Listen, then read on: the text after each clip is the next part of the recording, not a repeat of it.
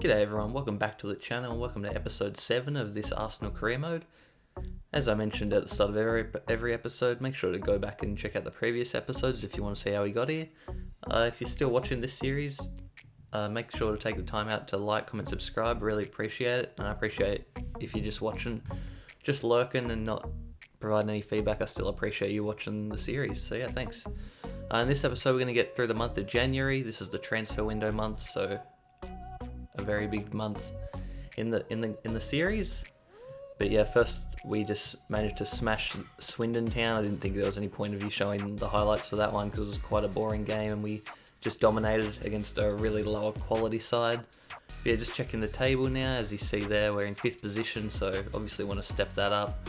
Definitely want to get in that top 4 so I can guarantee Champions League for next year. And as you see here, we're just going to re-sign David Luiz, just so he can't go on a free at the end of the year, even though I'm probably going to move him on next season. And this is what we're working with. I told you I was doing like a net spend career mode, so I wasn't going to use any of the transfer budget. I was just going to use the players that I had, sell them, and then use the money I got from that. So you see all the amounts we got there. Some pretty decent amounts, I'm not going to lie, but honestly, if I want to upgrade the squad, all this money is probably going to go in towards one player, and you're going to see who that player will be because it's a very important player and I feel like we need him to improve. The next season, maybe I'll take some of the transfer budget that the club gives me instead of just relying on the players I have. But for this first season, I decided to go fully net spend. As you see, this is the transfer list I've came up with. I've kept it pretty realistic. So I've just been focusing on the rumours and over the past seasons who have been linked with, stuff like that. So I've got Dembele, Upamecano, Coutinho, Boateng, Johnny Evans, and then I've even got like a world-class player, Koulibaly, for like maybe down the line. If we make it in, say, the Champions League next year, then maybe he'll come the year after that, because then it would make more sense for him to come to play in the Champions League, because I don't think he'd want to play for a lower team since he's already making it into the Champions League every season. But yeah, let me know who you guys think I should have gone with and who you think's a realistic target, and yeah, just what you think of my decision, because I have made my decision. It's going to be Houssem Aouar. We were linked to him a lot in real life the past transfer window, but we ended up with Thomas Partey instead. I think, well, I shouldn't say instead. We should have got both of them, but we only managed to seal one. I feel like if we got this guy as well, we'd be doing better and having a better season, that's for sure. But I'm going to sign him in my career mode, hopefully, and hopefully he'll really propel us forward, because I feel like we just lack a bit of creativity and attacking midfield play. Although Thomas Partey's been killing it for me, scoring and assisting wise, it's not really what he's there to do, so we shouldn't be relying on him for that. And although Aubameyang, Lacazette and Pepe are doing a great job up front, it can't hurt to have someone in the middle who can pop up with a goal now and then, and this guy can certainly do that. But you see, they're playing hardball, which is good, because I did put the negotiation strictness on strict. I didn't want to leave it loose. And as you see there, they took some time to think about it and they came back and said, yes, 81 million is good enough. And that's good because we only had about 2 more million left in the bank. So I got lucky there. But yeah, that's my whole transfer budget gone just on one player. So he better not get injured or anything silly or any nonsense like that. But yeah, just checking the calendar one more time. And we're going to play Burnley, Wolves, West Ham and Leeds, so Wolves is a good team. Look, you see they're one position ahead of us actually, so that'll be a big game to try to move ahead of them. You see Man City are in 7th, and then relegation, the bottom 3, not too surprising to see them down there. But yeah, hopping into the first gameplay of this episode, it's going to be against Burnley. Burnley are actually always a tough team to beat in FIFA for some reason, I don't really know. You always have like a bogey team or two, and Burnley is sometimes one for me. But you see Aouar now in his debut is driving forward, holds it up, finds Aubameyang, and he sees Aouar, will he take the shot? No, unselfishly lays it to Partey, and he's got all day to wind up and bury that one. 5 minutes into the game and we go up 1-0 already, and Aouar gets his first assist and first contribution to the team. And we're not stopping. Just 5 minutes later, Thomas Partey plays a beautiful ball into Lacazette and he scores. The Golden Boot leader at the moment, I believe he is, and he's keeping that number 1 spot for the time being. And this is just turning into a thumping. Xhaka plays it through to Aubameyang. Is he onside? Flag stays down, and we go up 3-0 inside the first half. Absolutely great play here and a great debut for Auer. Can't ask for much more. As you see now into the second half, he finds another great run here. This time from Pepe, and Pepe's going to go alone and just finesse it into the far corner as well. Absolutely tearing Burnley up here. A great start to this episode and a great start to this month after getting our new superstar signing. You see there we completely dominated 6-0, 9 shots to 1. And so a clean sheet as well, that also helps as you see the results from around the league there. But this is the big game for this episode. It's going to be against Wolves, who are right where we are in the table. You see their predicted lineup, pretty standard for them. I don't really see any new names. They did upgrade their right back position with Semedo, I believe, coming over from Barcelona. But yeah, 25 minutes in here, we're going forward. Pepe driving with the ball, threads it through to Lacazette, and Lacazette's going to wind up and just place it beautifully into the far post. And he scores again in great form still, Lacazette. As Wolves now look to counter here just after we score with Jimenez. Absolutely does Gabriel there. Luiz goes sliding in, and I don't know why I did that.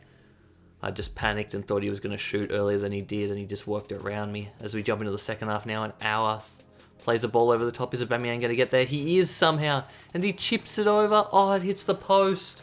And it comes out now. Wolves managed to clear it. My God, that would have been such a good goal. I can't believe that's just happened. But we're not stopping. We're back on the attack. Xhaka into Auer. Plays it to Thomas Partey. And Partey's going to whack one, but it's a good save by Patricio. A decent hit by Partey, but a good save. As we have the corner now. Pepe to David Luiz. Heads it. And it somehow found its way into the back of the net. A very deep header. And David Luiz making up for his previous mistake with a goal. You don't see him scoring very often at all. And I find it really hard to score on corners in this game, but we managed to get one there. As Partey with a little flare pass into Lacazette. Lacazette cuts back on his right. Not sure what sort of defence that was from the Wolves centre-back there. But Lacazette scores again, and it looks like he's sealed the game for us as we go up 3-1. Or have we sealed it as Wolves play it over to Podence, and Podence gets one back just before the end of the game as he runs to collect the ball as he thinks they still had a chance. But we managed to hold it out. You see there, they only had 2 shots, but they scored from both. So hopefully Leno can make a save next game, but both shots were basically impossible to stop, so I can't really blame him. As we're getting straight into our next game now, it's going to be against West Ham. Haller, Rice, Souček. So their midfield's quite dangerous, I feel like. It's quite a big midfield too. I think they're both really tall players. Not the most attacking. But Tierney whips a ball in. It comes out. Ceballos, who's in the lineup this game, manages to get there first and gets it across the line and scores a rare goal for Dani Ceballos. The guy from Madrid loaned back to Arsenal for his second year at the club. Not sure if I'm going to bring him in permanently though. Not sure if he's worth it. And he's going to cost a fair amount too. As we whip it in again there with Tierney. But Pepe's header goes way over the top. Not really known for his heading. As we get it to Aubameyang now. Aubameyang, what's he going to do? Plays it back to Tierney. Tierney's getting involved a lot in the attack these days. We get to Elneny. To Pepe. Only has a left foot, so he cuts back and beautifully finishes that. I feel like the AI should know that Pepe's just lethal on his left foot and should just force him to go to his right. I kind of hope they improve that in maybe next year's game. They should just know what foot your player is and try to make you shoot on your non-preferred. Because it's too obvious sometimes, and in real life they wouldn't fall for that. As Thomas Partey finds Lacazette, and Lacazette gets his goal, just manages to score every game it seems like. Actually, it doesn't seem like. I think he is. As we go and absolutely smash them 5-1. You see the discrepancy in shots there. We absolutely dominated 19 shots. Absolutely insane. As we're getting into the FA Cup now, as you see, we're playing a bit of a rotated squad here. Now, the FA Cup, it is important, but I'm not too worried about it if we do get knocked out, although that'll put all the pressure to me in the league because we already got knocked out of the Europa League, which is very disappointing as Leno gets a big save there. So if we want to secure our job, we should probably win this competition and make top 4 in the league if we want to have any chance of keeping our job. As Xhaka now plays it to Willock, to Auer, finesses, but it's a good save by Dubravka. So both keepers have been called into action early to make saves. As St. Maximum plays a cheeky backheel to Longstaff. Falls to Joe Linton in the box. Gets it back to St. Maximum. They're working it around nicely here. Joe Linton, they need to put a tackle in. He's just walking around everyone. Leno saves it, but it falls back, and Leno makes a brilliant double save. I don't know how he did that, but Leno playing out of his mind in this one. As from the ensuing corner, Joe Linton heads it, but it's headed away by Maitland-Niles now. Still, we're into stoppage time. He's added an extra minute, but luckily we get it out now, and that's going to be the end of the first half. Living dangerously in this one. As we're into the second half now, and we're on the attack this time.